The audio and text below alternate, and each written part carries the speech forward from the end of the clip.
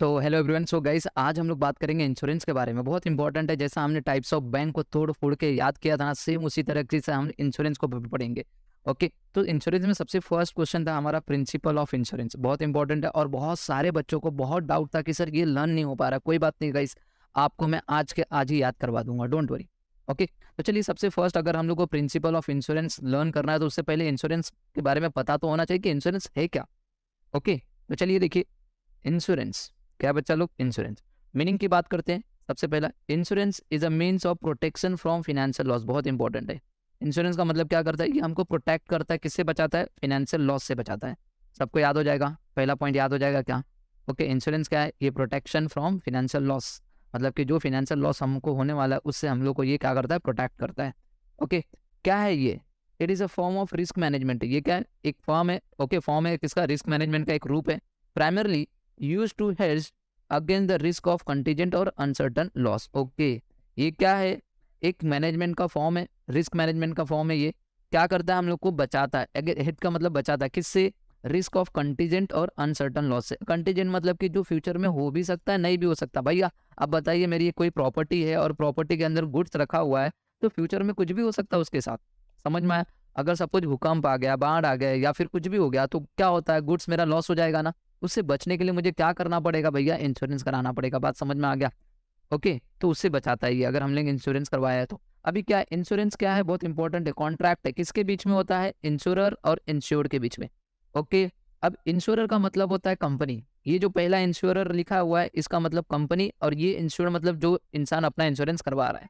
बात समझ में आ गया? अब क्या होगा? Whereby the insurer agrees to compensate the insured against the loss. Okay, क्या बोल रहा है? इंश्योरर मतलब कंपनी क्या करती है? एग्री करती है कि वो आपको कंपनसेट देगी। किसको देगी? इंश्योर्ड को, मतलब उस इंसान को, अगेंस्ट द लॉस, अगर कुछ लॉस होता है तो। ओके, तो आप बताइए, क्या ऐसे फ्री में दे देगी?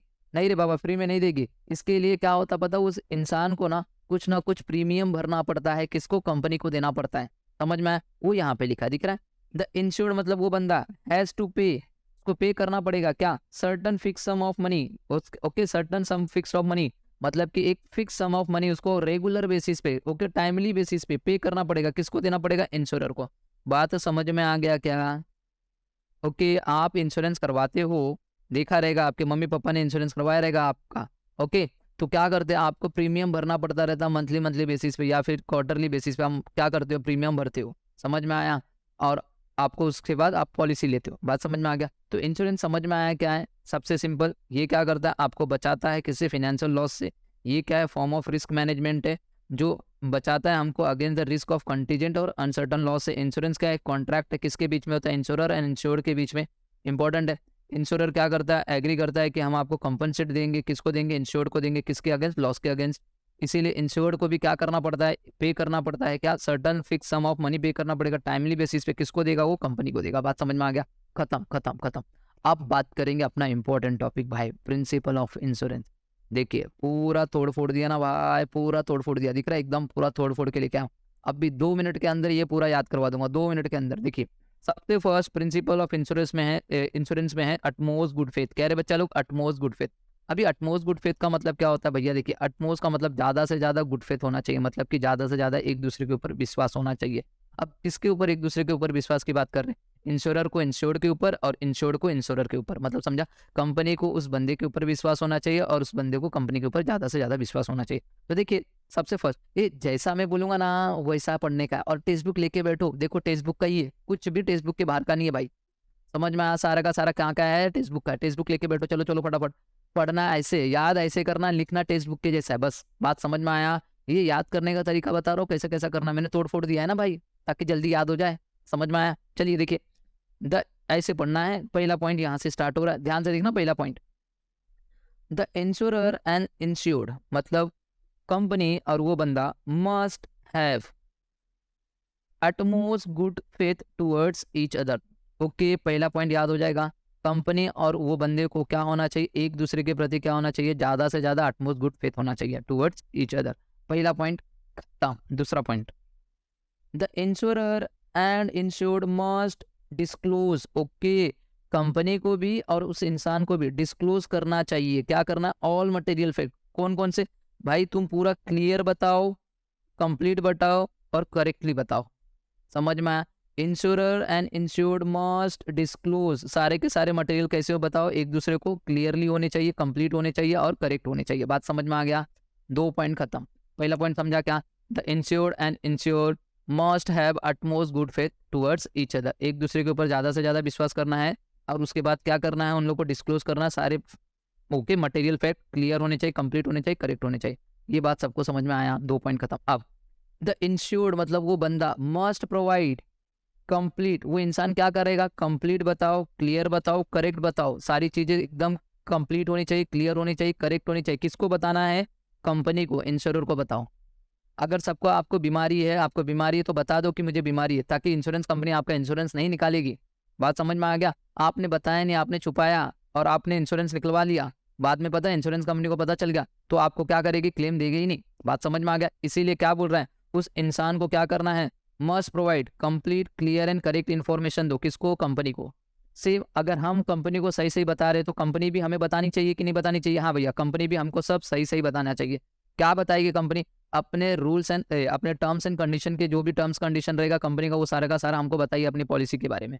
तो इसीलिए यहाँ पे लिखा, देखिए पहला पॉइंट समझा ये था, दूसरा पॉइंट ये था, तीसरा पॉइंट ये था, अब चौथा point, the insurer must provide, the insurer must provide मतलब कंपनी आपको रिलेवेंट इंफॉर्मेशन देगी रिगार्डिंग किसके? Terms and condition of contract. तो कंपनी को भी बताना पड़ेगा ना भाई। ये बात समझ में आ गया? 4 पॉइंट हो गया। 4 पॉइंट देख, सबसे पहला एक बार फिर से इधर की इधर पढ़ने का भाई, घर पे बैठने का नहीं। चलिए, insurer and insured must have, एक दूसरे के प्रति कैसा होना चाहिए भैया? ओके, अटमोस्ट गुड फेथ होना चाहिए एक दूसरे के प्रति। इंश्योरर एंड इंश्योर्ड दोनों क्या करेंगे? डिस्क्लोज करेंगे सारे के सारे मटेरियल जो भी रहेंगे, कंप्लीट क्लियर एंड करेक्टिव होना चाहिए। Same the insured must provide, insured मतलब वो इंसान क्या प्रोवाइड करना चाहिए? Complete clear and correct information दो। किसको? इंश्योरर को। सेम कंडीशन में अभी इंश्योरर मतलब कंपनी भी क्या प्रोवाइड करेगी? रिलेवेंट इन्फॉर्मेशन देगी किसके? Regarding terms and condition of contract.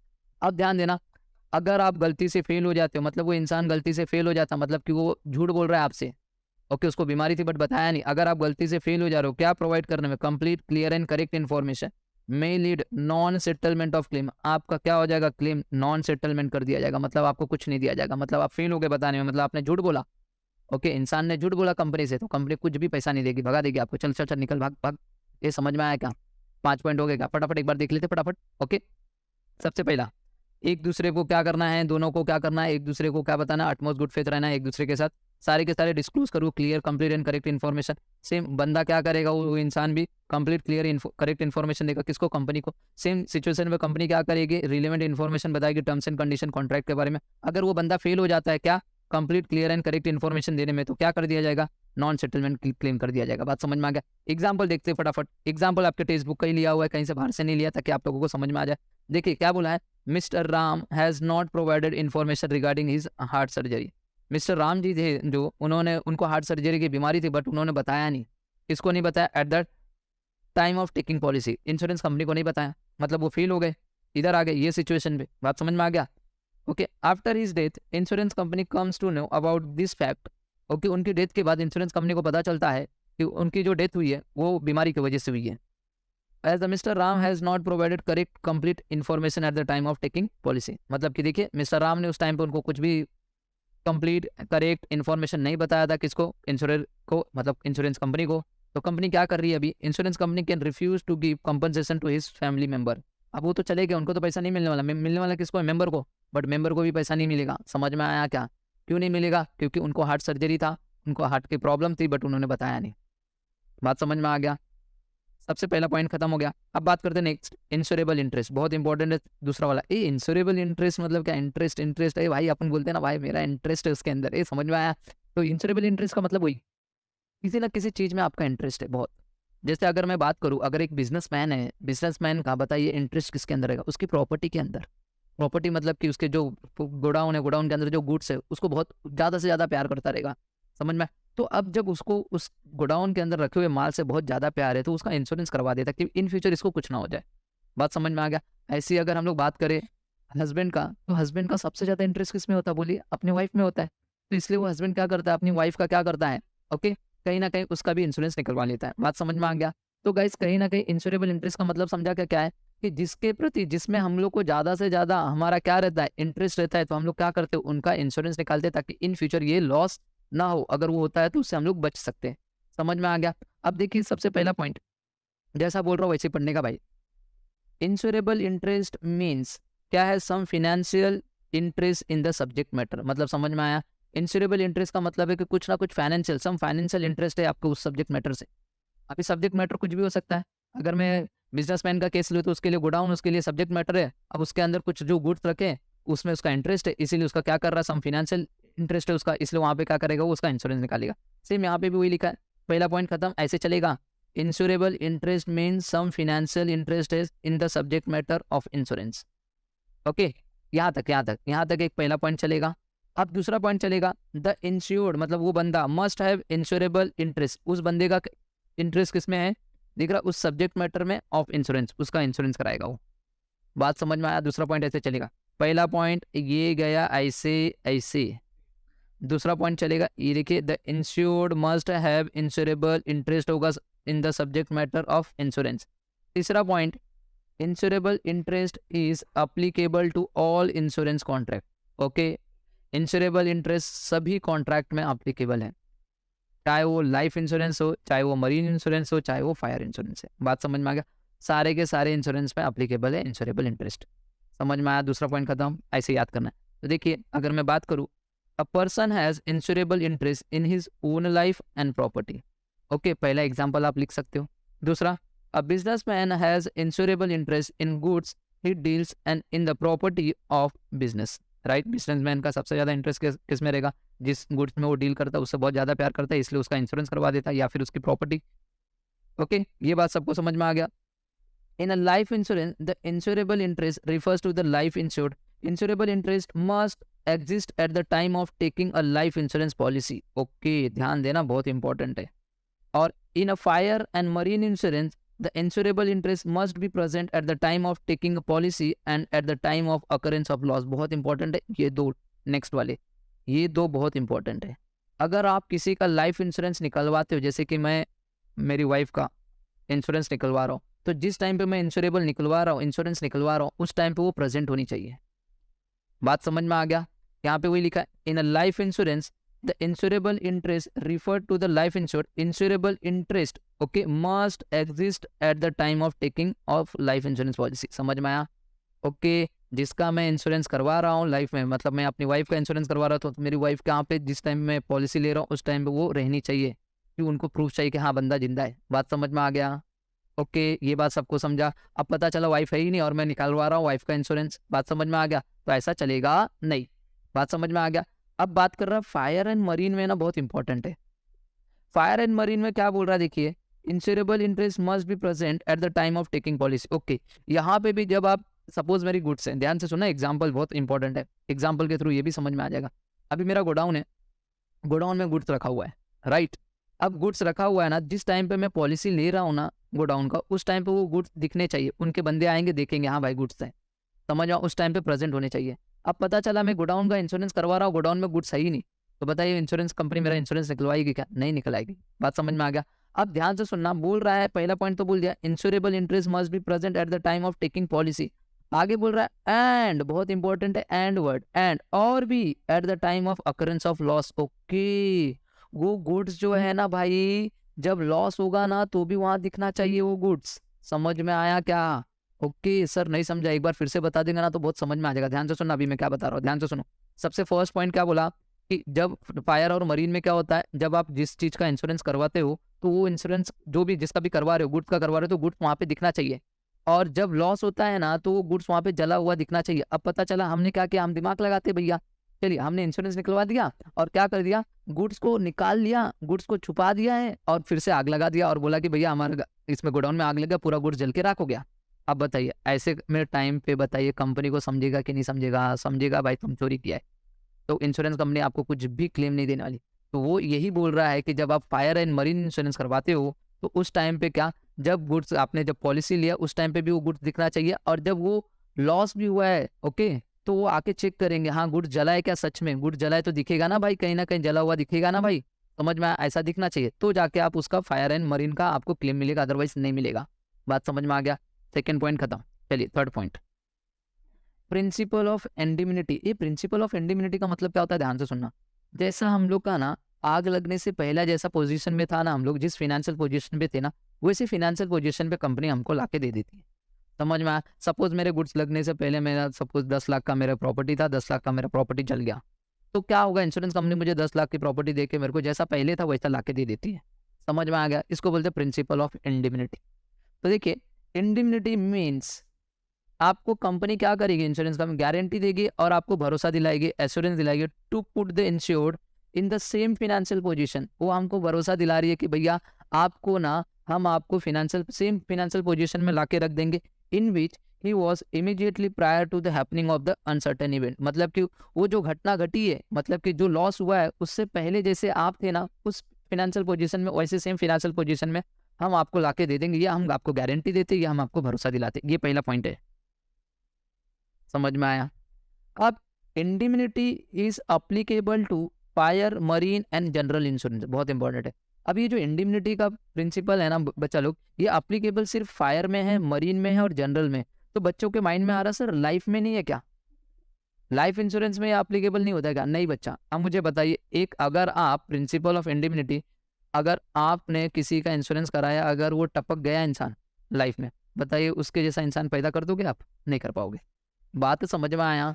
तो लाइफ इंश्योरेंस में एप्लीकेबल नहीं है। समझ में आया? हाँ, फिनेंशियल बिजनेस में लॉस हुआ है, ओके, बिजनेस में जो लॉस हुआ है उसके जैसा पहले के जैसा आप करके दे दोगे उनको, ओके। जहाज आपका डूब गया, उसके जैसा दूसरा जहाज बना के आप दे दोगे। समझ में आया? बट इंसान टपक गया तो उसके जैसा दूसरा इंसान नहीं ला के दे सकते। तो इसलिए बोला है ये इंडिमिनिटी का जो प्रिंसिपल है ये अप्लीकेबल है सिर्फ फायर, मरीन एंड जनरल में, ओके।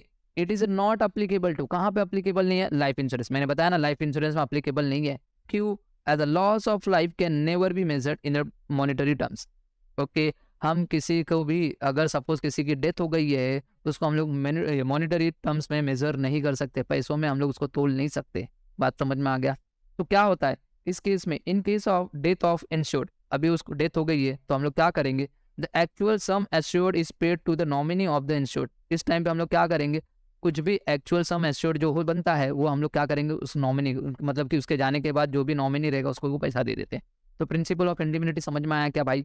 ओके। देखिए एक बार फिर से फटाफट जो चीज हो जा रही है ना उसको एक बार रिकैप करवा दे दो, ताकि तुम लोग के दिमाग में पूरा का पूरा घुस जाए। समझ में आएगा? तो क्या है प्रिंसिपल ऑफ इंडिमिनिटी? क्या है भैया? इंडिमिनिटी मीन्स आपको गारंटी दिया जाता है, आपको एश्योरेंस दिया जाता है। किसको देते? वो बंदे को बताते हैं कि भैया हम आपको सेम फाइनेंशियल पोजीशन में लाके रख देंगे, क्या भी जैसा पहले था वैसा। समझ में आया? कहाँ पे अप्लीकेबल है भैया? फायर, मरीन एंड जनरल में, ओके। कहाँ पे अप्लीकेबल नहीं है? लाइफ इंश्योरेंस में, ओके। हम लोग ने देखा a loss of life can never be measured in the monetary terms, okay okay. अब क्या हो रहा है, in case of death of insured, अगर उसका डेथ हो जाता है उस बंदे का, तो क्या करते हैं हम, सम इंश्योर्ड दे देते। किसको देते? नॉमिनी को देते। बात समझ में आ गया क्या? एग्जाम्पल देखो, if property is insured for rupees 2 lakhs, okay, and if the loss by fire is rupees 1 lakh, then the insured can claim compensation rupees 1 lakh only, okay।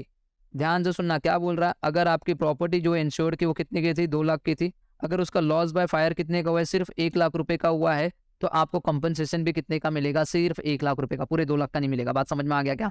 बात समझा? बोलो हाँ सर, बात समझा समझा समझा समझा। चलिए नेक्स्ट बात करते हैं प्रिंसिपल ऑफ सब्रोगेशन। बहुत इंपॉर्टेंट है प्रिंसिपल ऑफ सब्रोगेशन। क्या है सब्रोगेशन का मतलब? होता है ना गाइस, ध्यान से सुनना। अभी क्या होता है पता है क्या? सब्रोगेशन का मतलब यही है कि जिस चीज का आपको कंपनसेशन मिल गया है ना, जैसे कि अगर कुछ चीज की लॉस हुआ है और लॉस होने के बाद उस चीज का कंपनसेशन आपको मिल गया, अब और लॉस होने के बाद उस चीज का कंपनसेशन आपको मिल गया, बट उसके बाद भी उसकी कोई वैल्यू बची हुई है, तो इंश्योरेंस कंपनी क्या करती है, वो चीज को उठा के लेके चली जाती है। अब उस पर हक किसका होता है? इंश्योरेंस कंपनी का। समझ में आया क्या? ओके। जैसे कि एग्जाम्पल लेते हैं कि मेरा एक गोडाउन है और गोडाउन में 100 कार थी, 100 कार थी। अब 100 कार में से 80 कार पूरी तरह से जल गई है, और बाकी की जो 10 कार, मतलब कि 20 कार है, एग्जाम्पल देते हैं 20 कार जो है वो बच्चा लोग थोड़ा थोड़ा जला हुआ है।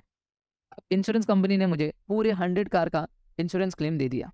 अब क्या किया, 100 में से 80 कार तो पूरी जल गई थी, वो तो स्वाहा हो गई थी, कुछ बचा ही नहीं है। बट जो 20 कार थोड़ा थोड़ा जली थी, तो वो 20 कार उठा के इंश्योरेंस कंपनी लेके चली जाएगी। उस पर हक किसका होगा? अभी इंश्योरेंस कंपनी का हो गया। बात समझ में आ गया? क्या मैं मांग सकता हूँ वो 20 कार भी मेरे को दे दो? नहीं, अरे भाई मेरे को 100 कार का मिल गया है ना, तो 20 कार किसके हो गए? इंश्योरेंस कंपनी के। बात समझ में आया? इसको बोलते हैं प्रिंसिपल ऑफ सब्रोगेशन। जिस चीज का आपको एक बार कंपनसेशन मिल जाता है, उसके बाद जो भी वैल्यू बचा रहता है उसका, वो क्या करती है? कंपनी उठा के लेके चली जाती है। उस पर हक किसका रहता है? कंपनी का रहता है। तो देखिए फटाफट पढ़ते हैं।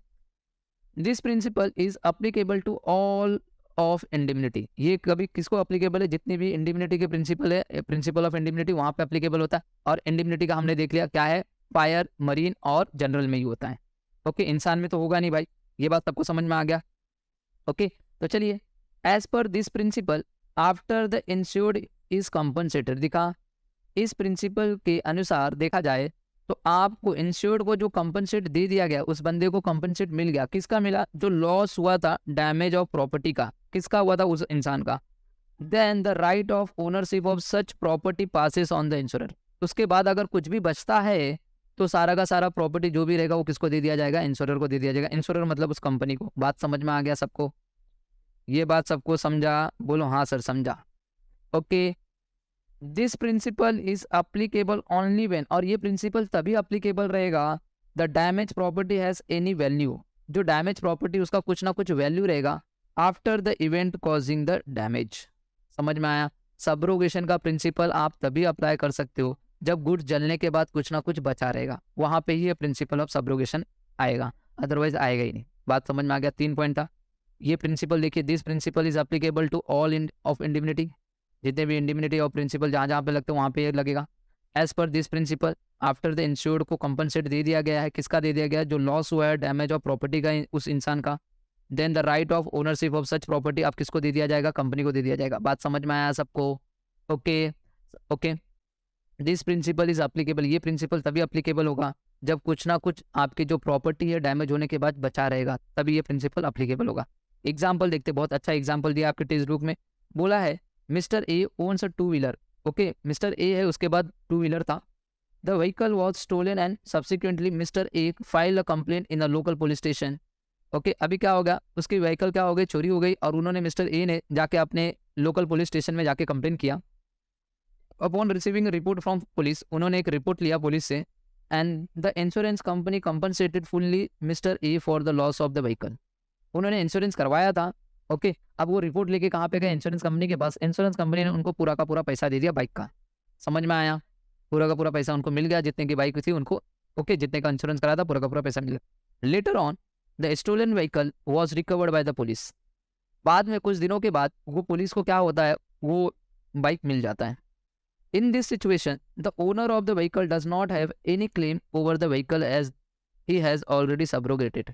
अब बोल रहा है कि इन दिस सिचुएशन, अब इस सिचुएशन में बाइक तो मिल चुकी है, बट बाइक का पैसा क्या हुआ है? कंपनसेट कर दिया गया है और आपको पैसा मिल चुका है। अब ये बाइक किसको दी जाएगी? बहुत इंपॉर्टेंट है। ओनर बोलेगा मुझे दे दो, तो दे देंगे? नहीं देंगे। क्यों? आपको उसके बदले में पैसा दे दिया गया। अब बताइए ये बाइक किसको दे दिया जाएगा? अब ये बाइक की जो ओनरशिप है वो ट्रांसफर कर दी जाएगी किसको? इंश्योरेंस कंपनी को। बात समझ में आ गया? अब ये बाइक किसकी हो गई? ये इंश्योरेंस कंपनी। अब इंश्योरेंस कंपनी इसको 1,000 में बेचे चाहे 10 लाख में बेचे, बात समझ में आ गया?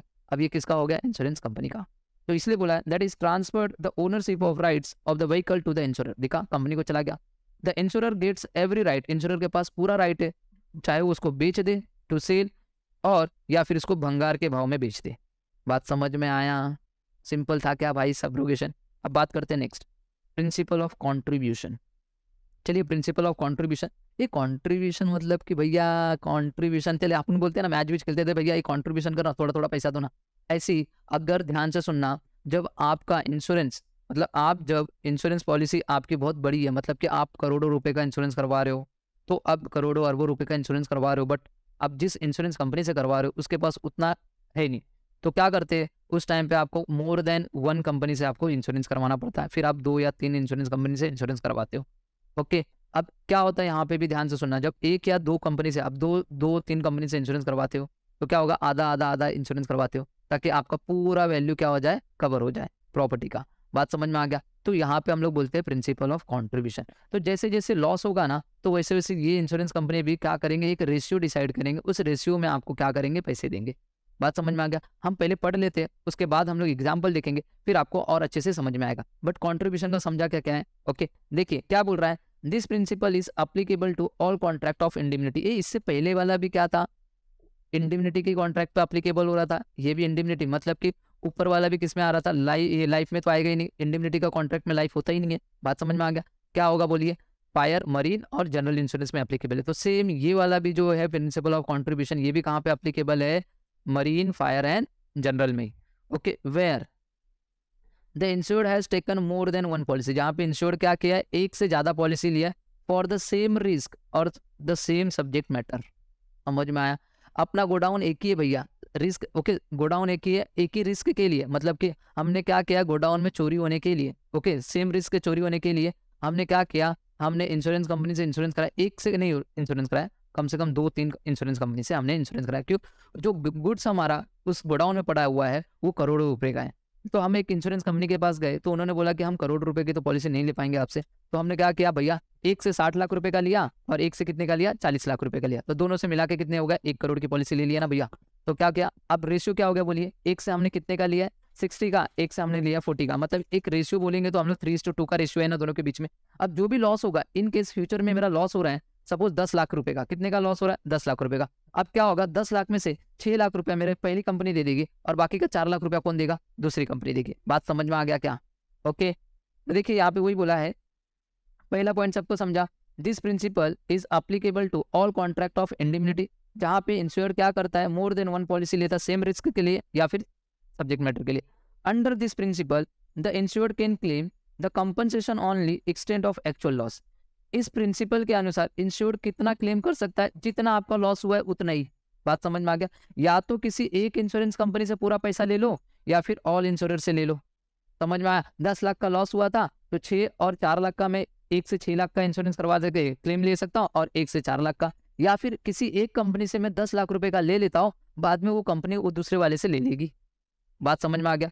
देखिए यहाँ पे आगे लिखा है, the one insurer pays full compensation, then that insurer can claim proportionate amount from other insurer। समझ में आया? ये समझा? अगर हमने किसी एक कंपनी से पूरा का पूरा कंपनसेशन ले लिया तो उस टाइम पे वो इंश्योरर क्या करेगी, दूसरे वाली कंपनी से क्या करेगी, जितना अमाउंट रहेगा उतना ले लेगी बाद में। बात समझ में आ गया? मुझे 10 लाख रुपया चाहिए था, मैंने किसी एक इंश्योरर कंपनी से ले लिया 10 लाख रुपया, कि ये कंपनी जो पहली वाली है कंपनी वो 4 लाख रुपये दूसरी वाली कंपनी से मांग लेगी। बात समझ में आ गया? चलिए आगे देखिए, यहाँ पे एग्जाम्पल लिखिए। Okay, miss Saili insures her property of ₹2,50,000 with 2 insurance. देखा, मिसिस साइली है, इन्होंने इंश्योरेंस कराया है, ओके, 2,50,000 की, ओके, 2 इंश्योरेंस से with T insurance company for ₹1,00,000 का, जो है कि उनकी प्रॉपर्टी का कितना है, 2/5 है। आगे बोला है उन्होंने एक आर इंश्योरेंस कंपनी से भी करवाया है, कितने का, 1,50,000 का, जो कि 3/5 है प्रॉपर्टी वैल्यू का। Okay, if Mrs. Saili's property is destroyed and loss is worth ₹1,20,000। Okay, मतलब कि उन्होंने 2,50,000 रुपए का इंश्योरेंस करवाया था, कितने का, 2,50,000 रुपए का, ओके, इंश्योरेंस कराया है। तो एक से 1,50,000 रुपए का इंश्योरेंस कराया और एक से, ओके, है ना, एक जन से वो 1,50,000 का करवाया है और एक से 1 लाख का करवाया है। बात समझ में आ गया? यही करवाया है। अब ऐसे सिचुएशन में ध्यान देना, अभी क्या होगा, अब उनका जो लॉस हुआ है बच्चा लोग, लॉस कितने का हुआ है, सिर्फ 1,20,000 का लॉस हुआ है। कितने का हुआ है, 1,20,000 का। Then both insurance company will contribute towards actual loss. अब दोनों इंश्योरेंस कंपनी मिलके 1,20,000 रुपया उनको देंगी, बट कैसे देंगी वो बहुत इंपॉर्टेंट है। तो देखिए, पहले वाली कंपनी से इन्होंने कितने का इंश्योरेंस करवाया था, जो कि 2/5 था, और दूसरे वाले से कितना कराया, 3/5। तो 1,20,000 को 2/5 और 3/5 के रेशियो में डिवाइड कर दिया जाएगा। तो देखिए, अब देखिए यहाँ पे 1,20,000 जो भी है, दस the company T will pay ₹48,000 जो कि 2/5 ऑफ द लॉस है, और कंपनी आर विल पे कितना पे करेगी, 72,000 जो कि कितना है, 3/5 ऑफ द लॉस। बात समझ में आ गया? क्या हुआ, क्वेश्चन समझ में आया? क्वेश्चन में क्या लिखा था, 2,50,000 रुपए का उन्होंने इंश्योरेंस करवाया है, जिसमें से 1,50,000 रुपए का एक कंपनी से करवाया और बाकी का 1 लाख रुपया किसी दूसरे कंपनी से करवाया है। ओके, मतलब एक कंपनी से 2/5 है और एक कंपनी से 3/5 है, बट उनका जो लॉस हुआ है, एक्चुअल लॉस हुआ है सिर्फ 1,20,000 का, तो इंश्योरेंस कंपनी भी 1,20,000 रुपए ही देगी।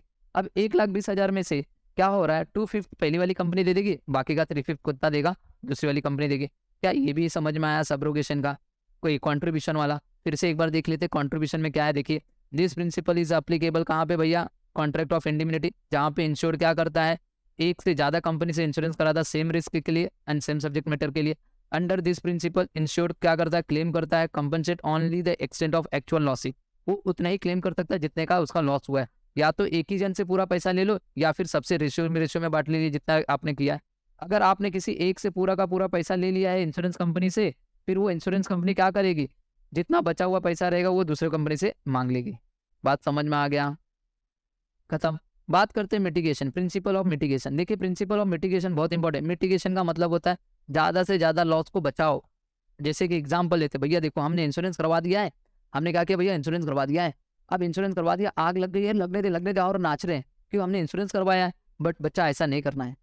अगर आप देखते रह रहे हो, समझ में आया, आप देख रहे हो खड़े हो के कुछ नहीं कर रहे हो, अरे भाई आपसे जितना होता है उतना तो करिए, पानी पीने तो डालिए थोड़ा, जब तक इंश्योरेंस को आप फायर ब्रिगेड को बुलाओ। समझ में आया? ऐसा नहीं कि पूरा जल के राख हो गया, क्यों आपको लग रहा भाई हम तो इंश्योरेंस कराए, पूरा जल के राख होने दीजिए, उसके बाद फायर ब्रिगेड को बुलाएंगे आराम से।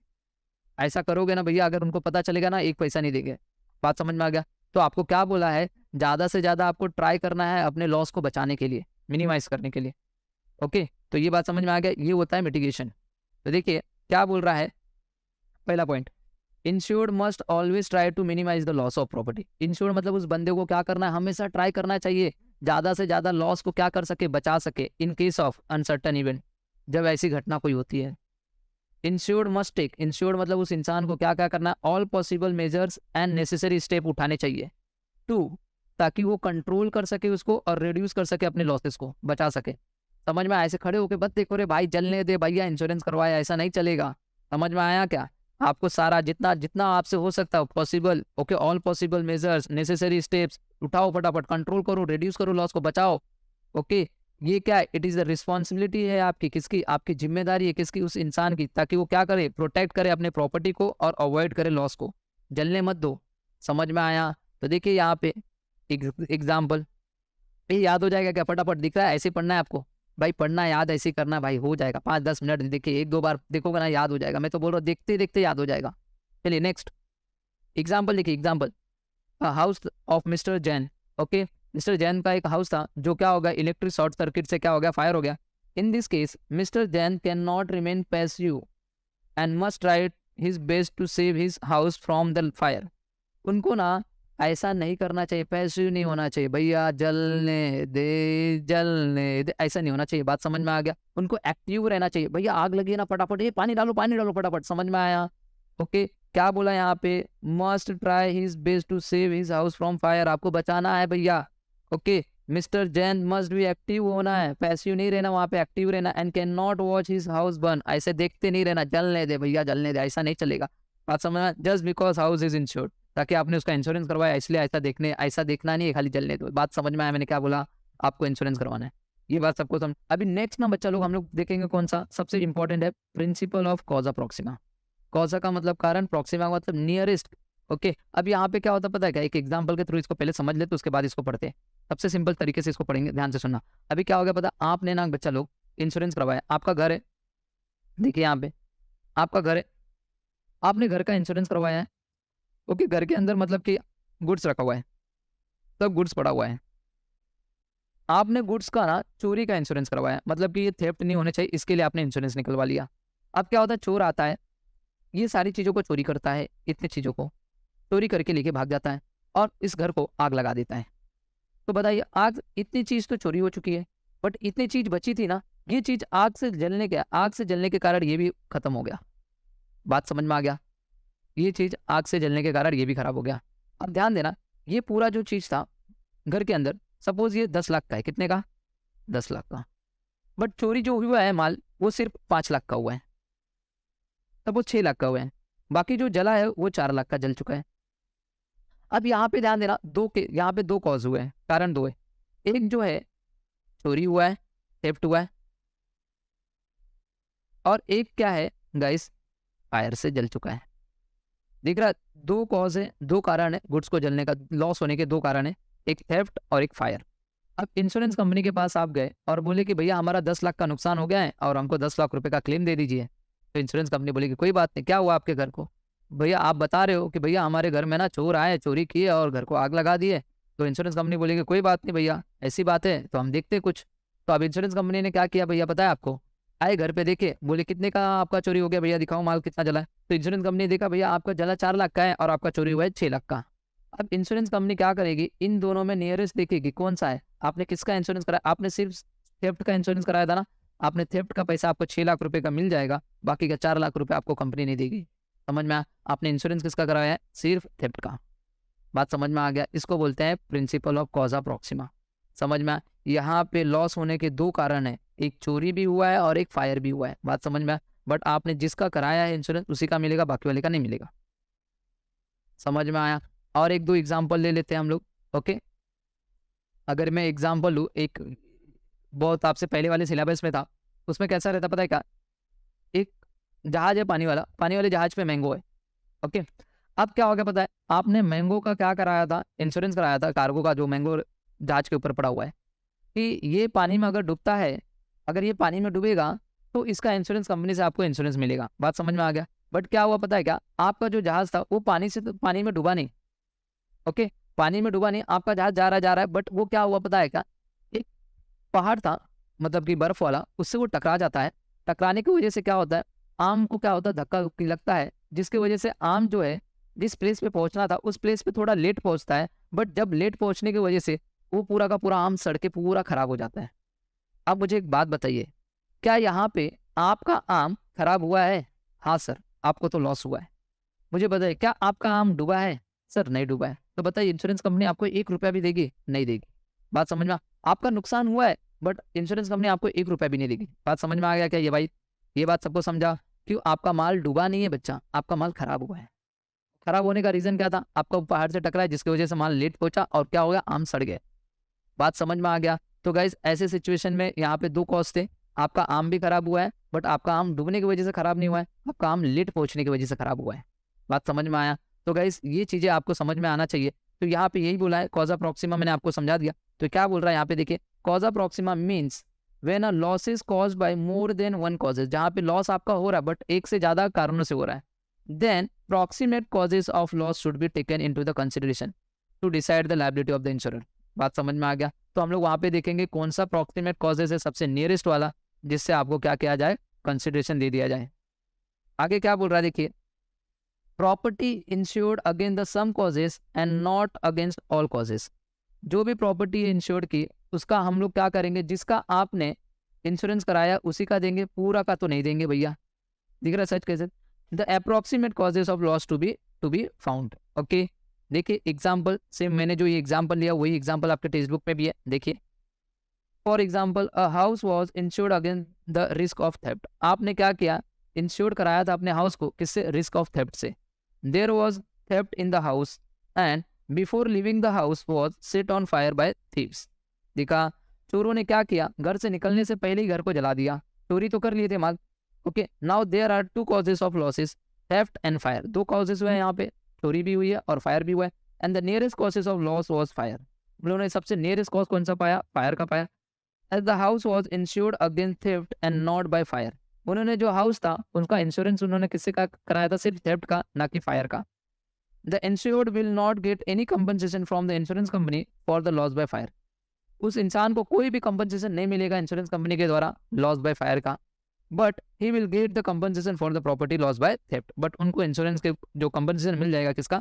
थेफ्ट का मिल जाएगा। गाइस, इसी के साथ ये सारी की सारी चीजें हमने खत्म कर दिया। 7 प्रिंसिपल थे, एक बार चेक कर लीजिए क्या आपको समझ में आ रहा है क्या। देखिए, पूरा तोड़ फोड़ दिया, ज्यादा चीजें नहीं है, आपको समझ में आना चाहिए। 1-2 बार पढ़िए, सारी की सारी चीजें आपके दिमाग पे घुस जाएगी। इसी के साथ हम लोग नेक्स्ट लेक्चर में गाइस और भी चीजों को पढ़ेंगे। ओके, अगर कुछ भी आपको डाउट है, ये पीडीएफ कहाँ से मिलेगा, प्लीज गाइस ये देखिए यहाँ पे कॉन्टैक्ट नंबर दिख रहा है, नीचे भी दिखता रहेगा। देखिए, संजय सर करके दिखता रहेगा, दिख रहा है? हाँ सर, 8928059123, वहाँ पे चाहिए, वहाँ से मिल जाएगा। या फिर आप लोग क्या कीजिए पता है? सबसे सिंपल सा चीज कीजिए गाइस, आप ना अपने प्ले स्टोर में जाइए, मोबाइल में सबके प्ले स्टोर है, प्ले स्टोर में जाइए और वहाँ पे विजनरी कॉमर्स एकेडमी का ऐप डाउनलोड कर लीजिए, वहाँ से आपको पीडीएफ मिल जाएंगे। बात समझ में आ गया? So bye bye and take care everyone. अच्छे से पेपर लिखना भाई लोग।